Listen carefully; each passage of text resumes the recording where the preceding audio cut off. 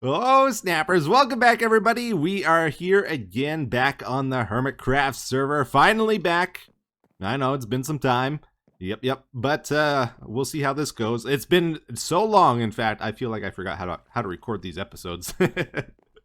Oh, dear. This is going to be an interesting one, maybe. We'll see.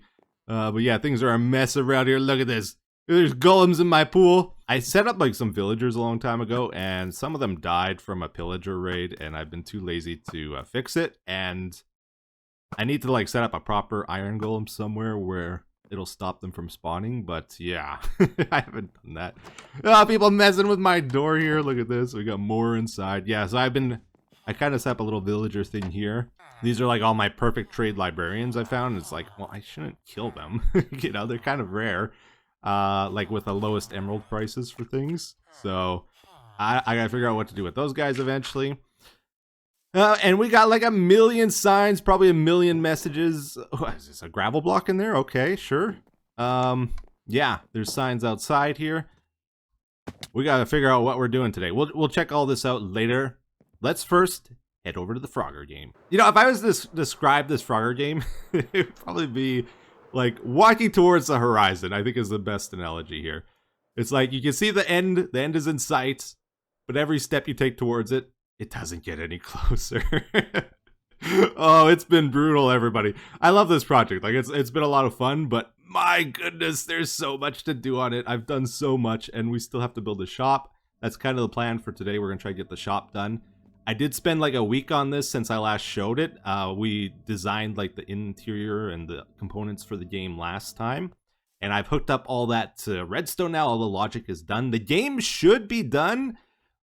But I've also encountered like numerous bugs. One in particular, probably the worst Redstone bug I've ever encountered in any of my projects I've ever done. I've spent over a day on this bug. We're going to pay a diamond. The door's going to open up.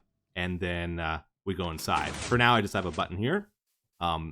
We also have to add some logic to this so that like if somebody's in the game playing, we return the diamond to them that they tried to pay, and we don't let them in the game because you don't want more than one people playing at a time. It's going to mess everything up probably.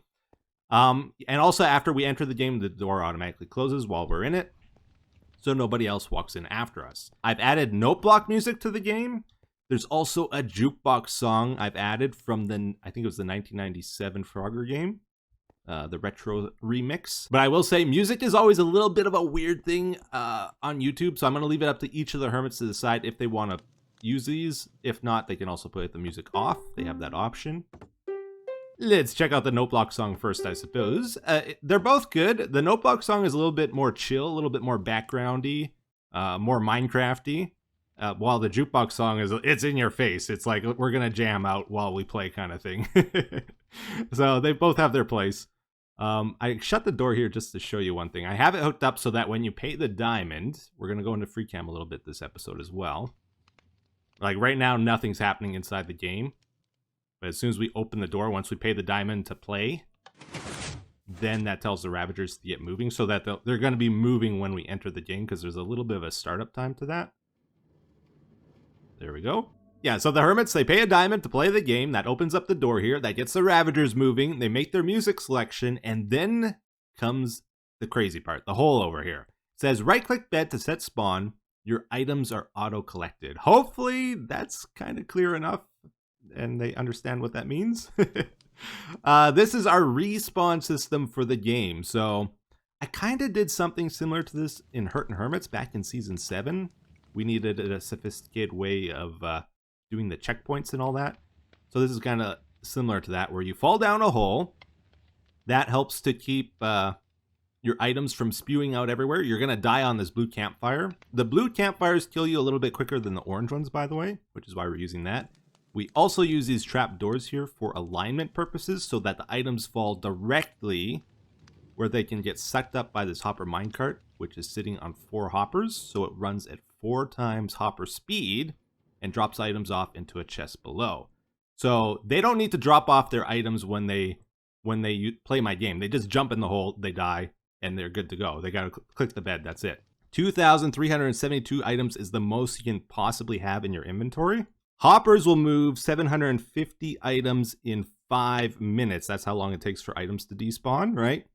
So at 4 times hopper speed, we can move 3,000 items, which is greater than the 2,372. Worst case scenario, if every single inventory spot was maximum full, I don't have to worry about them ever losing their items this way. If I only had 1 hopper, though, they could overflow it, and it would be a problem. Well, I just had an idea how to make this better, actually. We're going to put a hopper underneath the bed. Hopefully this doesn't mess anything up. I don't think it will. Right here. Yeah, so the respawn system on this game is pretty complicated, but I also think it's very interesting. So I want to try to take a moment to break it down for you, because once we get in the game, it's going to be like, what in the world is going on? Here's a little mock-up of how we got it laid out, just to show you a couple things. For one thing, the space between the bed and the block here is too short for us to walk through. Even if we hold shift, we can't do it unless we have wings on, which I just proved. But yeah, if we're just regular like this, can't get through. Which is good, because I don't want the player to accidentally die above the bed. We want them to die above the campfire. Otherwise, their items might drop on the fence here, and then nothing will pick them up, and they'll just despawn on them. Would be a big disaster. The other thing is, adding a hopper here helps to prevent players from being cheeky. I don't think the hermits would do it, but you can't really throw items to the other side now because of that. Which is something people did in Hurt and Hermits. I saw it. I saw the speed runs. People were passing snowballs through my checkpoints, and then they would have snowballs in the next level that they weren't supposed to, and they were kind of cheating.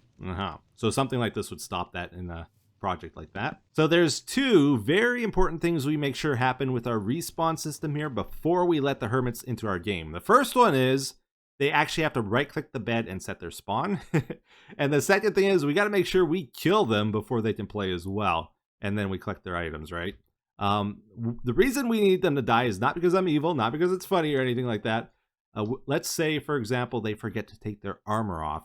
Not only would they have an unfair advantage, but imagine like they had thorns on their armor. They might accidentally kill my poor little Ravagers.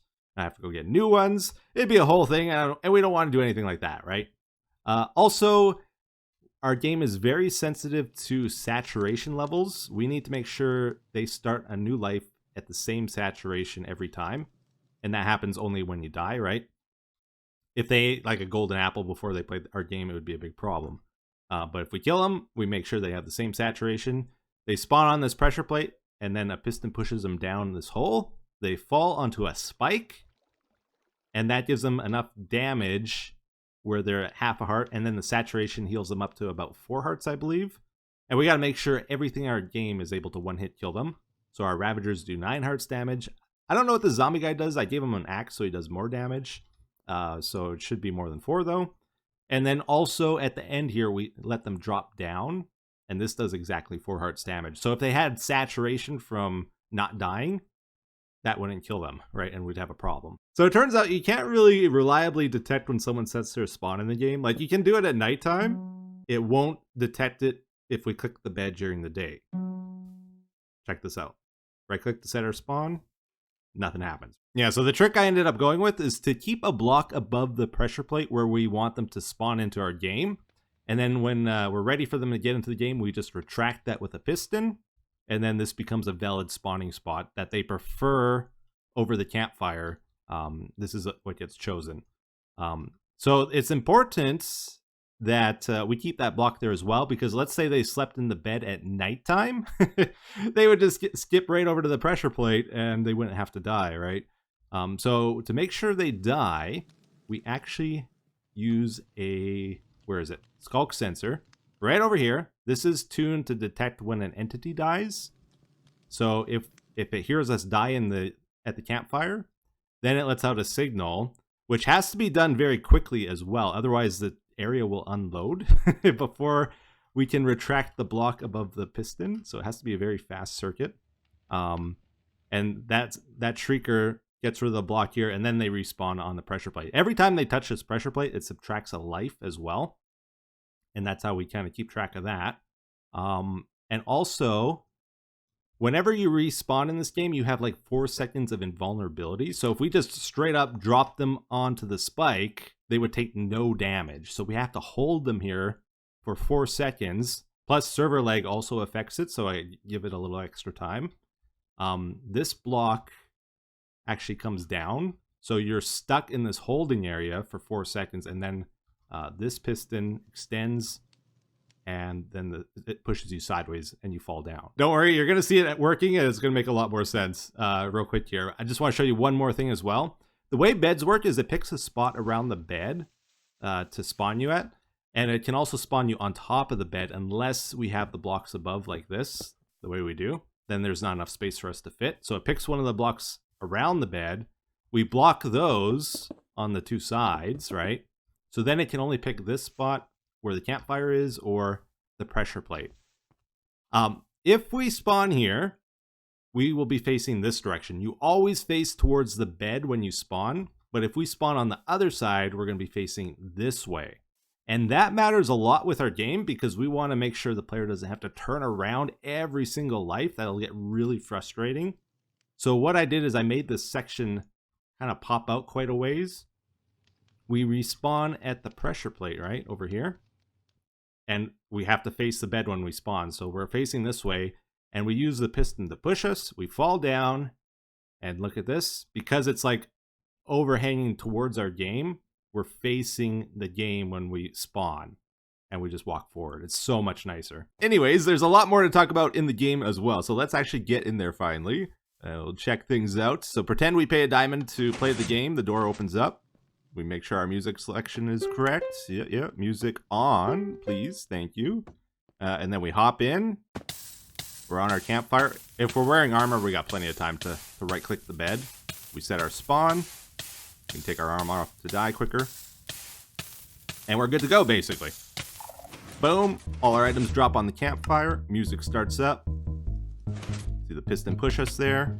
Fall down. Half a heart. And then we start healing up due to saturation. I just don't think I never die in this game. I just died. Yeah, anyways, let's go check out our items. So they're sitting on top of the campfire there, slowly getting picked up 4 times hopper speed by the hopper minecart below. And because of the trap doors there, none of them land against the wall, because if they did, it would be out of range of the minecart. Yeah, I got them all, so don't have to worry about anything despawning on us as we play. We start the game with 5 lives.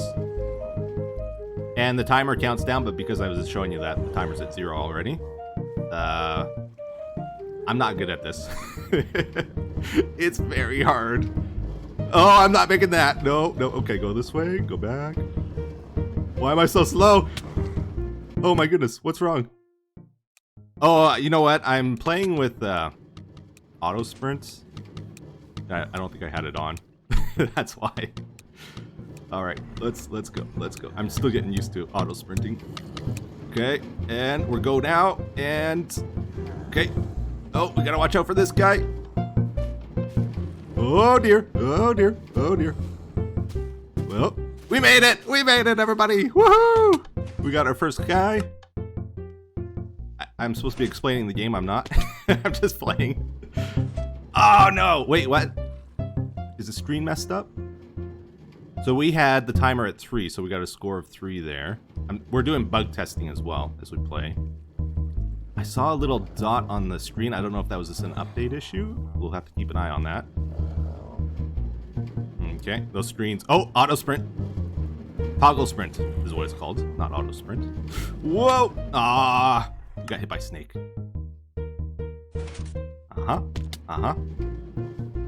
Oh, it is glitched out. Okay, I gotta go fix that. Well, maybe not. I think it's an update issue. All right. Oh, not making it. Oh, I made it. Oh, never mind. All right. So yeah, the timer counts up to 9 after every death, and then there's a bit of a delay there, and then it starts counting down. You see that? Every time you see our lives are going down as well. It is programmable, so I can add more time to the timer if I need. I almost think I should. This seems a little too quick, actually. I want there to be a little bit of a strategic element to it. Oh, no. Oh, man, if I didn't land in the water, we would have been good there. By the way, the one time we made it across, you see that gate is closed now. The lights are on there. We can't get in there again until all 5 of them are filled up. And then it gives us an extra life for doing that, and then they, whoa! Shit went backwards. It's even harder to play this one talking.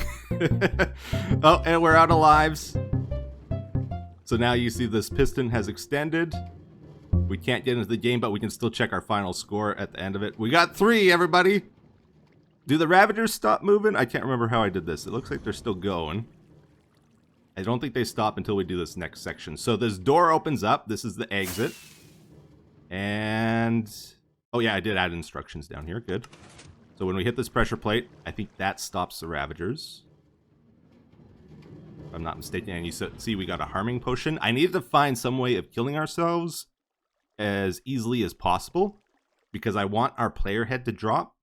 And it says throw potion at your feet to exit. So we only have 4 hearts. This should kill us. There we go.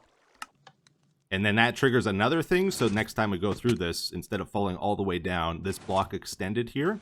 We fall on this. We get put in this little room here. And this is where our items are. We can't leave this room until we take our items out of the chest and empty it. And then this opens up. We're free to leave. And this is going to then lead to the shop we have to build still. So there's quite a bit going on with this game.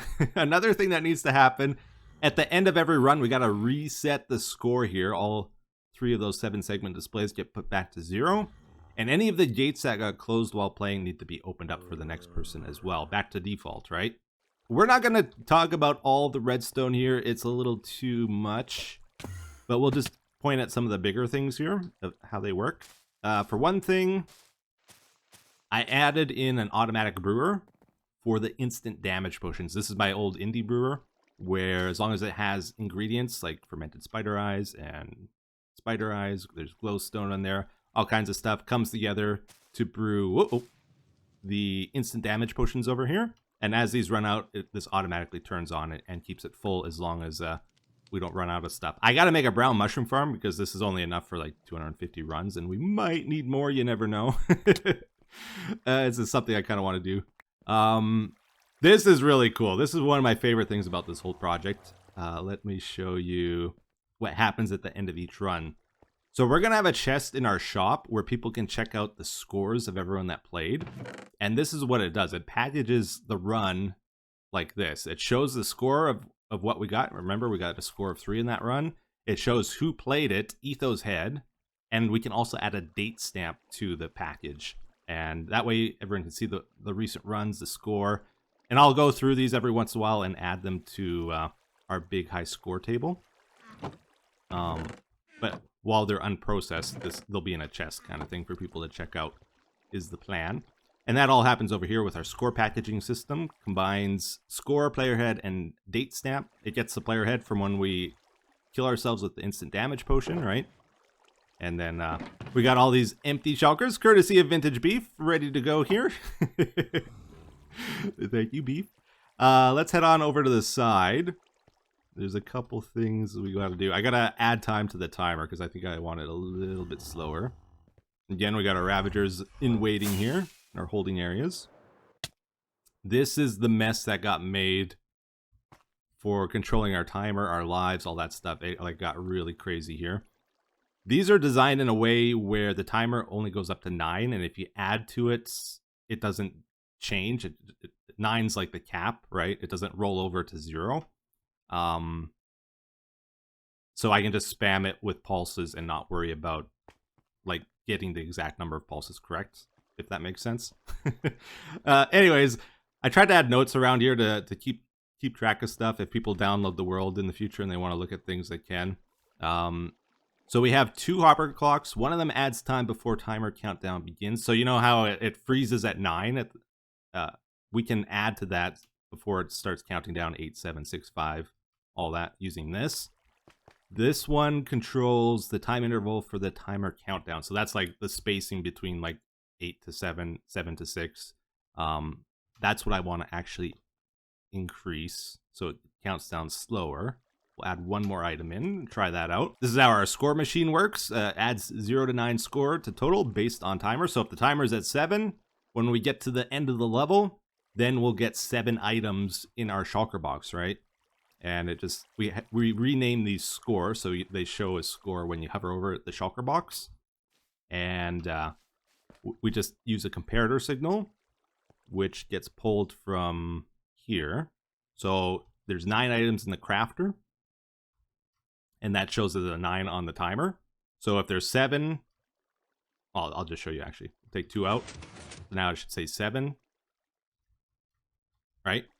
And then if this block comes down, it'll have a comparator strength of 7, and it'll only trigger 7 droppers down the line here, right?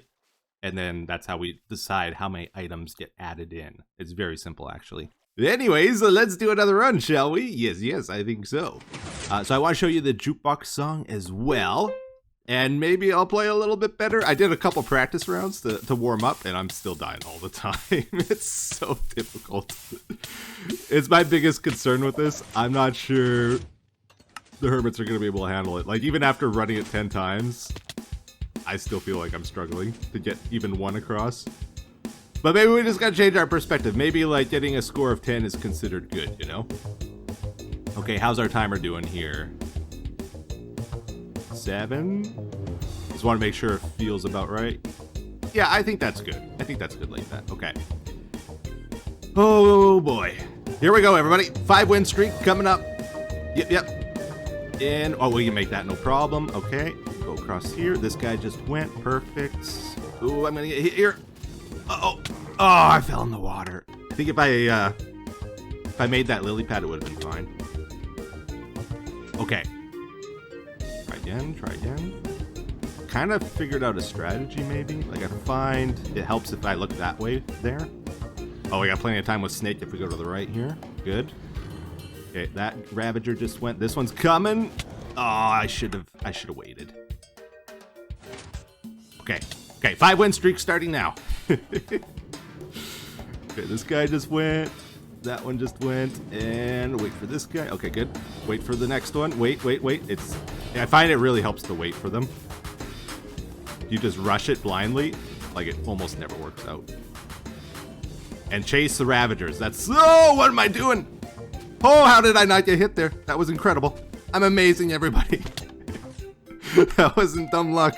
No, that was all planned. Holy smokes. Okay, this is a rush, I tell you. All right, next thing. Oh, this is a slow one. We can squeeze through though. Okay, and let's go this to the right again. Feeling my strategy. Okay, this guy just went. Perfect. Oh, it's behind me, isn't it? Oh, did you see how close he was? All right, we're at 2. We got 2 across. Again, the faster we do it, the more score we get each time. We're at 8 now. Okay, good. Can we break 10? I've never broken 10 before. Practice is paying off, though, it feels like. Oh, go back. Oh, I didn't make it back in time. Oh, man. Okay. Oh, we got plenty of lives still. We got more chances. We'll get this. Oh, man, I was cutting it close there. I feel like I got my strategy. Like, cutting across like that seems to work pretty good. Okay, I think I definitely needed to wait there because that wasn't looking good. Wow, okay, 3 across. New record for me. I did have to go that one a little bit slower, though, to do it. Look at that, 13. Holy smokes. Yeah, I just blindly did that because I felt like it was going to be safe. This guy just went. Perfect. And where's the other guy? Whoa! I was waiting for the other guy. I couldn't see him. Okay. Last life, everybody. Floating Ravager. Visual glitch. Not actually floating. Okay. Oh, I thought I could do that jump, but I messed it up. I panicked. Okay. I'm happy with that. You know, it's not like incredible. Again, you see the 3 gates closed at the end there, so we could only get it in that one and that one, and it gets more difficult as you go on, right? Sweet. And that's our game, everybody. Let's get our stuff. Let's get out of here and start working on that shop. Oh. Oh, wait a second. Wait a minute. Okay. Okay, something big has happened here. Oh no. Oh, my roof. I mean, I guess it's done, right? Oh, snap. All the hermits have been on my case lately. It's like, you gotta get your roof done. You gotta get your roof done. I don't care. I want to get Frogger done. But it looks like somebody took care of it for me. And honestly, I guess it was pretty close to done, wasn't it? There's not like a ton of blocks here. Yeah, that's a pretty good shape for it, honestly. Really. Look at this. All right. Well, thank you, whoever did that. I'm guessing that's gotta be. It's gotta be either Pearl or maybe Joel, because I think Joel had to buy a bunch of purple off of Pearl. Let's see if we can find a sign. Where would the sign be? I didn't see it on the roof. Okay, Ethos fireworks. These have got to be from Cub, right? Kaboom fireworks now open. These are the special Etho edition ones. So they should be they got like the red eye and like the mask. Right? Yep, look at that. Awesome. Look at the inside. Whoa, this feels weird. I mean, it's a lot more cozy with the roof on. I'm thinking it's Pearl though. Like, who else uses Purpur in their right mind? Pearl has the Purpur shop. So it's either her or Joel. Just trying to unload the junkie bot. Korean? Gave me some Dark Prismarine for my roof, probably, to get it done. Because I told him, like, that's what's missing. That's why I haven't done it yet. But, you know, I don't need to do it now. It's done. Oh, yeah, we sent Beef that ultimatum. I forgot about that. So, what does he say? Fine, keep these shells. No strings attached. Just don't take my diamonds and don't deplete my shulker box inventory. By reading this page, you acknowledge that you don't trust me, and that makes me feel bad. Well, you kind of earned that. Now, which should make you feel bad? I feel just fine. Free diamonds might cheer me up. Yeah. Okay. Oh, Beef. The guy's made millions off of his shop. He wants diamonds from me. Oh, what's this? 2 tech delay is your Redstone Superstore. Enjoy these free samples. Buy 1 stack of 32 items, get a second free. Oh, it's coupons. Oh, that's awesome. Hi, Etho. Thanks you for letting me use the Drown Farm. Here's a Scar IOU to use as you like for payment. Oh, snap. Scar IOU for anything. Really? That's big, everybody. Okay, I'll have to think about that one. Okay, Pearl says, I swear if you keep it like that, then she's got like a smiley face with a single tear, you know? It's like, oh, please, no. It looks wonderful, Pearl. Thanks so much. I'm doubting my life choices, she says. Okay, so it's definitely Pearl. Oh, dear. That's a Cub rocket. Well, anyways, we got ourselves a whole Froglight shop to build this episode, and not a whole lot of time left to do it, so let's get moving here.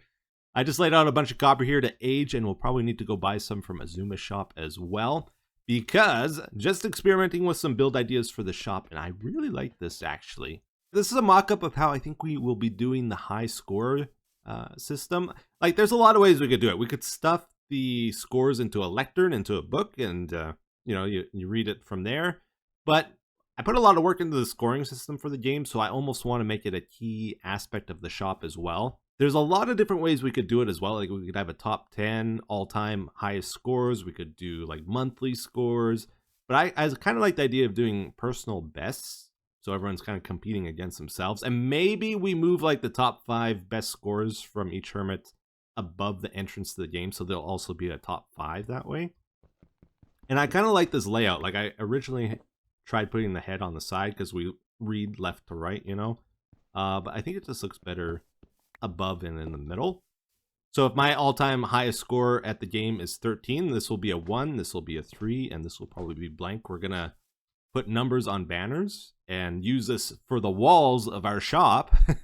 And then I don't really have to think too much about, like, oh, what am I gonna make my walls out of? It's gonna be the score. Okay, so I was just looking at our build site here, trying to figure out how we're going to do our Froglight shop. And I guess the first thing we should figure out is, like, how do we connect up to these viewing areas? So there's one on each side.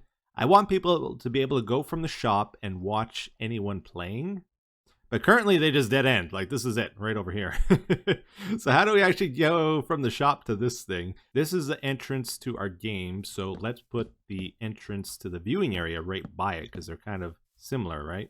As far as building materials go, I think we're going to use a similar style to what we got in here, just so they feel connected. But we'll try to change it up a little bit. Like, I want to use the bluish copper instead of the regular stuff we have in here, I think. But we'll use like mud and that kind of stuff, just because I like it a lot in general. It's a great building block. Yeah, so let's maybe extend the two sides here so that they'll connect to these. We could do a staircase down, but I almost think bubble column's the way to go here. I find if you have to staircase more than 9 blocks, it never feels right, unless you have a big grand staircase, which we don't have space for because we also have to hide some redstone here. Beacon back online. We're gonna get our haste going. Gotta do a little bit of digging around here. Okay, I think I went a little too far with our path here. Let's shave that back. We gotta connect to right here. So maybe we'll drop down in the middle. We'll fall down here, down below. Like, this was where the bubble column will be, and then it's gonna connect up to the viewing area on the side. So rather than setting up 2 bubble columns, one for going up, one for going down, we're gonna make a toggle, I think is the fancier way of doing this. So there'll be a pressure plate here, and then the bubble column will be right here. And we're gonna switch between magma and soul sand for going up and down. And I think all we gotta do is put like a piston here. Right. Probably there will work. And a couple blocks like this, and then we'll just use a repeater. So when we step on it, it pushes it to the soul sand. We go up, and I guess the other piston will need to be right here. Yeah, and then we'll trigger this piston from up above when we're going down. Cool, so we got a pressure plate at the top here as well. We ran some redstone down to that other piston, just spiral staircases down to it. And now, when we step on this pressure plate, it switches to magma. And we go down. And then, as we enter down here, we step on the pressure plate again. So it's ready to go on soul sand. We don't have to wait for it to switch when we're going back up. We got the tunnel all done here. Use the banner here to hold the water in place. And then again, when we come up, we're going to step on the pressure plate and it's going to switch it to going down. So there's no waiting time. So I'm sort of planning, we just do like 3x3 tunnels, one to the right, one to the left here. We're not doing anything substantial. We don't really need to make these high priority part of the build because nobody will hardly use these. So we're going to just kind of tuck them away in the back here. And I got to thinking, I want to use these mud bricks. I don't normally really like these. I find the textures a little harsh on them when combined together. But for this build, especially since we're using these cut copper things for our pillars, they have a very similar texture, right? So they kind of go well together in the build, I think. And also just for a bit of variety, because I find I'm falling into the habit of always using the same blocks in my pellets, because I like them so much. But I gotta diversify just for the sake of it as well. Like, I'm not like a crazy fan of this block. It's kind of nice, right? But let's actually try combine it with mud, because I've never done that before. And it works out perfect in this case, because the mud bricks have a little bit of purple to them. This has purple in. We're going to also combine it with light gray terracotta, like so. Another kind of purplish block. Then we'll probably do another strip of this above. Every once in a while in this game, I have one of those moments where it's like, oh, I didn't know you could do that. And then you realize this is something everybody probably knows, except I somehow didn't. You can actually apply the wax on copper in the crafting window. You don't have to right click it to apply it. Yep. I've always right clicked it. I thought that's what you had to do. Anyways, this is coming along. This is starting to feel good. I put up some banners here just to fill the void on the wall. And it gives you that reminder that there's Ravagers around here. Oh, and by the way, I think I figured out what we're going to officially call this game, because we probably shouldn't keep calling it Frogger. The makers of Frogger probably don't appreciate that. We're going to refer to it now officially as Ravager Rush. Trying to work out how we're going to do the payment system for the door. Actually quite complicated, because originally I was thinking maybe I put some redstone stuff against the wall here, and then you do a split entryway on the right, entryway on the left to get around that. But then it blocks the door and all that. It doesn't really work. So we need to make it so where we pay to get in the game, you can actually see the door opening as you're paying. So I tried this out, and I think this might be what we go for. The reason I didn't put this closer to the door is because there is quite a bit of redstone around here. And we're going to need that space for, like, controlling this. Because I want to set it up so it'll take diamonds and also, like, game tokens if I want to give free runs to people. We can use that as well. And we'll probably make it where you just right-click the diamond in, and then it'll open up the door. Unless it's an invalid currency, or if someone's in already, then we got to spit it out somewhere, probably behind us here or something. We got to have an ender chest because it's a shop, and every shop needs one of those. And then the double chest here is probably where we're going to send our scores at the end of the game for people to check out. And then a couple lecterns, one for instructions on how to play. We're at the point now where we want to add to this door, make it stand out a bit more. Because, like, if we look at our game here, this is like a 30 by 50 area. It's quite large. Our shop needs to reflect that. It's going to feel really out of place if we go from this tiny little room to a big open room. We need our shop to be grand as well. And having pillars and stuff helps to add to that, tall ceilings. But as this gets bigger and bigger, this 3x3 door is going to look less and less significant. Like, look from here, it's like, okay, you hardly even notice it at this point. So to make it really stand out, we're going to add to around it here as well. I'm going to put some jungle wood around the dark oak frame just to make it even more bold, make it stand out even more. This is also a good transition block to go from, like, the dark wood to the copper. Adds another color to it as well. I don't know if you guys saw, but recently B-Dubs opened up a courtroom on the server, and he's trying to get people to sue each other. It's like a TV courtroom for fun. They did a trial. It was pretty amazing. But I'm almost thinking I gotta sue some people on the server for high prices. Like, surely that's a thing, right? Because look at this. This is crazy. 1 stack for 1 diamond block, and they're not even full stacks. It's like buying a bag of chips, and there's like 5 chips, and the rest is air. What is this? I'm desperate. I gotta do it, but boy, does it feel dirty. Oh, I don't know, everybody. There's something about the shopping district this season. People are out of control, and we got to set a precedent, I think. I appreciate it, though, Azuma. I'm all bitter. Meanwhile, he's still helping me out here. I have lots of copper. I just haven't aged it. And honestly, it's the aging that's the big problem, right? Okay, this is as far as I got before I ran out. I think we're getting somewhere. I did like a decorative thing at the top there, and I'm thinking we're gonna put like the highest score above the door, and then we'll have like 2nd place on the left, 3rd place there, 4th place, and then 5th place. All right, everybody, well, check it out. I just spent about an hour working out the details on this, fine-tuning it, getting it closer to the finished product, and I think we're about there now. Just added in some copper rods, lightning rods, as a decorative thing. I think that's cool, right? Adds a little bit more to it. Worked out the ceiling a little bit. I might put composters in the middle sections there because I like the texture of composters as well. And we got a 2x2 dark oak beam I want to run across the ceiling top.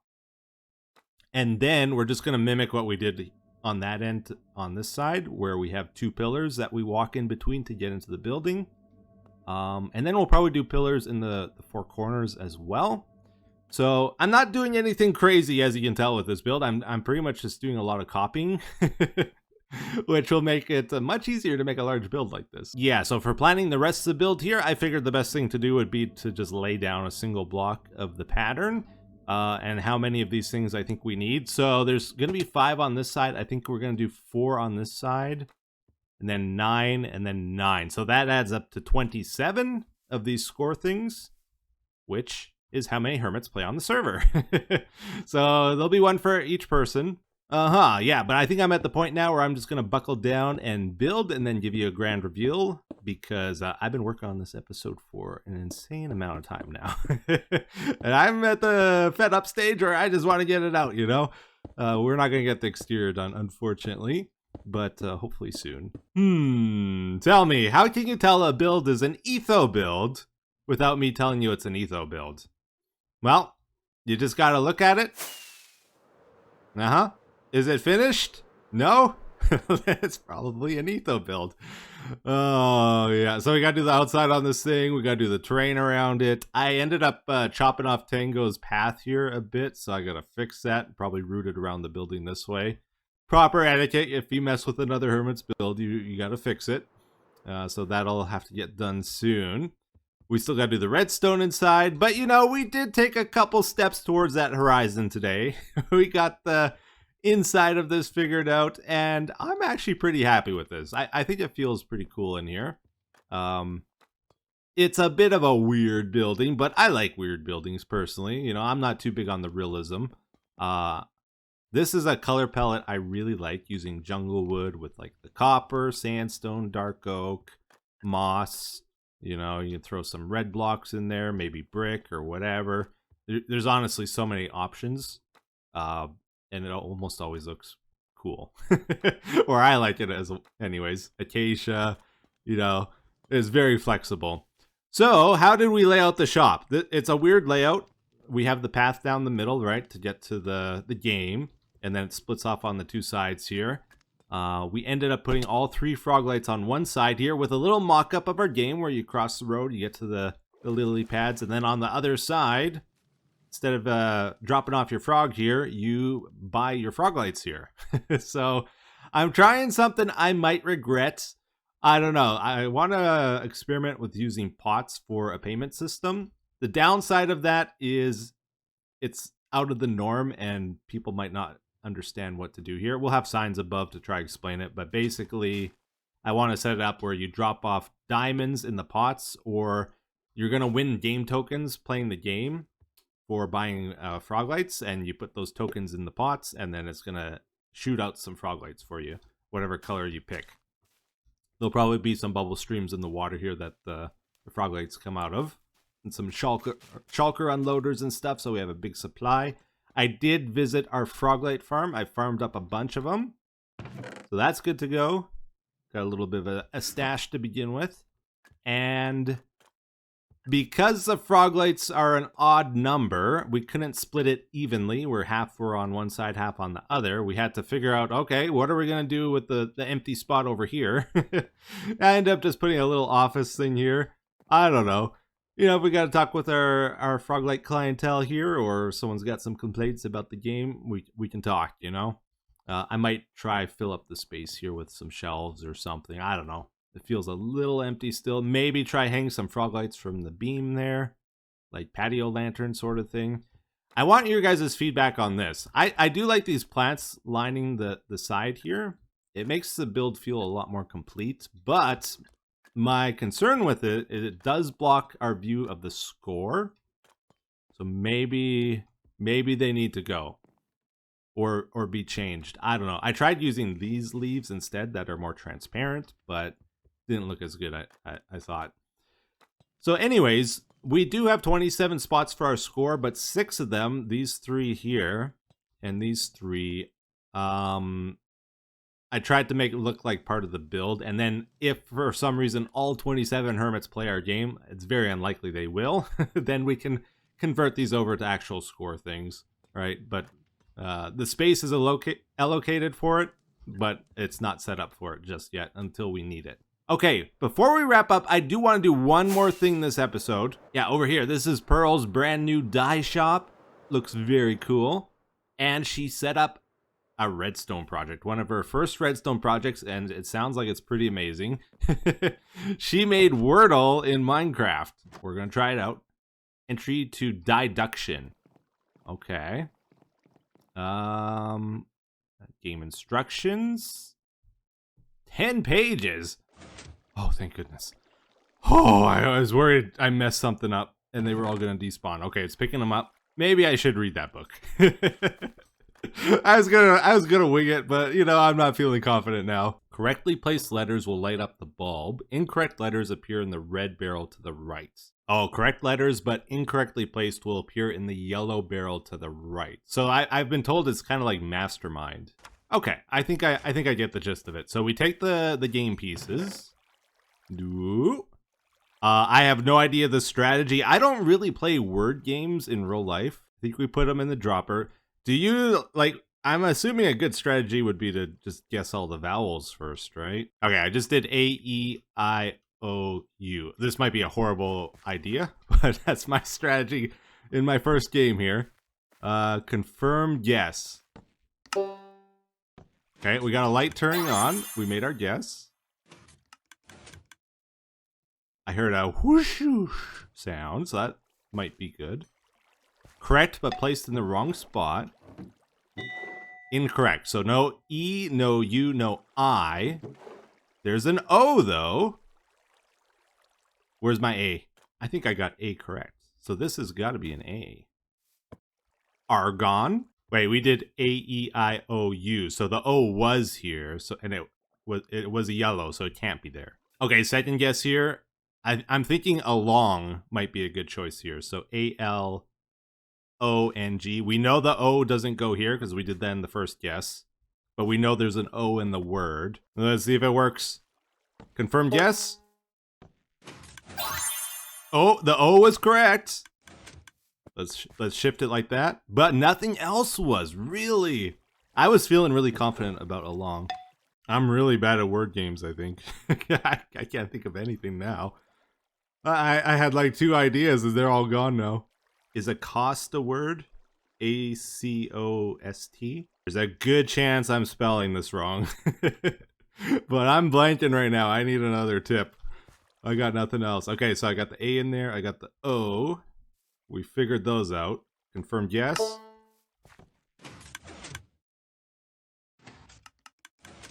Oh, it's not looking good. I'm gonna try it just because I'm blanking. I can't think of anything. This is hard. Surely I'm gonna get 1 letter out of this. Just a hint. That's our 4th guess. We only got 1 more after this. Really? None of those letters? Oh! Okay, R. A dork. That's the word. I don't really know the rules on this. Like, if I could check a dictionary as I'm playing. I don't know if abork is a bird. And if it is, if that's how you spell it. But that's what I'm gonna go with. That's my best guess. Yeah. I'm blanking here. I don't know if she's implemented double letters. She said something about that. I don't know if that's a go yet. Because if that's true, then there might be a double O in here. But I couldn't think of anything that sounded good with that either. Okay. Abork. Oh, this is a disaster. No. Oh, that's a shame. Looks like you failed. Yeah. Try again. All right. Well, that was a really cool game, though. It works very well, too. All right. Well, that's wrap-up time, everybody. We're going to finish this one off. I was just editing the episode, and I realized I said I was going to show you the redstone, the bigger pieces, and ended up skipping a lot of stuff. I got distracted or something. I don't know. But yeah, this all got added. This is for controlling the gates. It's like the memory for them that we can clear and all that. I've showed the randomizers before. Kind of skimmed over the note block song, though, so I'll just show you that real quick. Like, we heard it, but I didn't show, like, its physical space on the server.